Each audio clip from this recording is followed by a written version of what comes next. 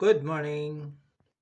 Ang topic natin ngayong umaga ay tungkol dito sa tingnan niyo po ang pork and beans natin sa Pilipinas.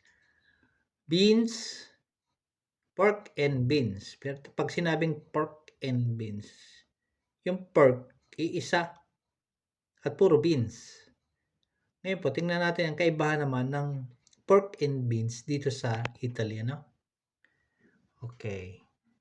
Ito po yung lata ng pork and beans ng product sa Italy.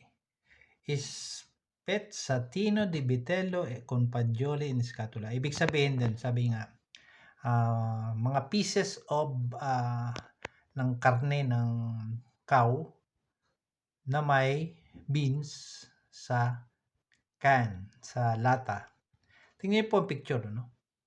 Isa, dalawa, tatlo, apat, lima, anim. Anim na karne na malalaki at saka beans. Kaya dito tinatawag na porks. Porks dahil madami. And beans, madami din. At kung bubuksan po natin, ito na po ang resulta. Yan.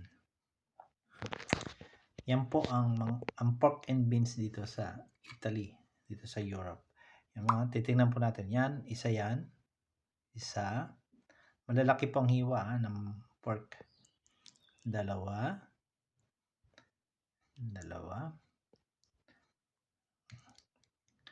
Tatlo. Yan.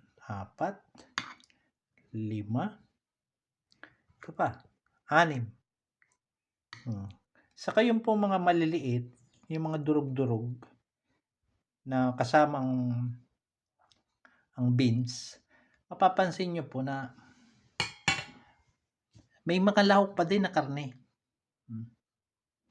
Kaya makikita nyo po, tinatawag na porks and beans.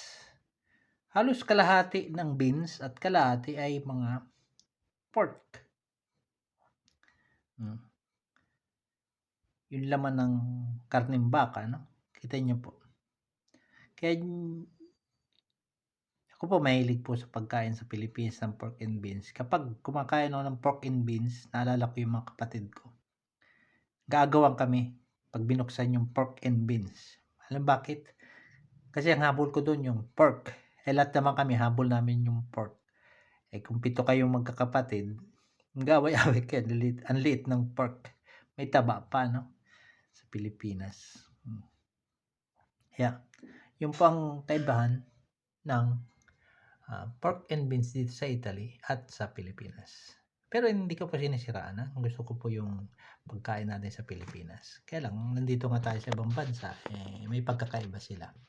Okay. Paborito ko din ang pork and beans sa Pilipinas. Ito po muli, si Brother Ed at Ka Ed Elebag. Nagpapasalamat. I love you all. Bye-bye.